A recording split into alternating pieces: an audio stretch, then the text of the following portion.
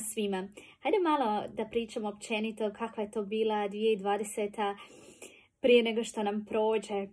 Ja vam moram reći da mislim da nema nikakve razlike. Za sve vas koji pratite, znate da sam ovdje u Londonu i ne samo da radim u školama i posebno ove godine provela sam ekstra vrijeme u školama, ali isto tako kod kuće s osobama, studentima, đacima, učenicima koji imaju teškoće u razvoju. Isto tako provela sam puno ne samo u Londonu, radim i s djecom koja žive u drugim državama, u drugim zemljama i radim s njihovim roditeljima.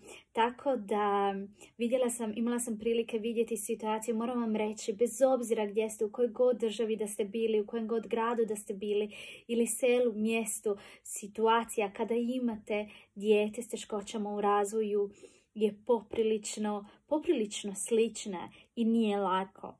Nije lako nikom i nemojte misliti ako ste roditelj da je nekome drugom lakše ili ako ste u Engleskoj da oni ne proživljavaju te teške trenutke i težak put kada je, na primjer, u pitanju školovanje ili kada je u pitanju neko nepoželjno ponašanje ili neko agresivno ponašanje ili socijalne vještine i tako dalje.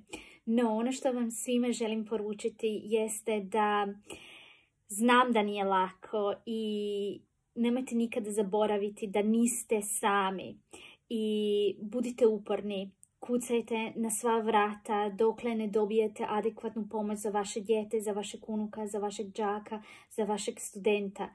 Pitajte, tražite, obrazujte se i pružite im pomoć i podršku da oni postanu što više samostalni što mogu, da se razviju, da steknu prijatelje, da žive svoj život u punini i da ostvare misiju zašto su došli na ovaj svijet.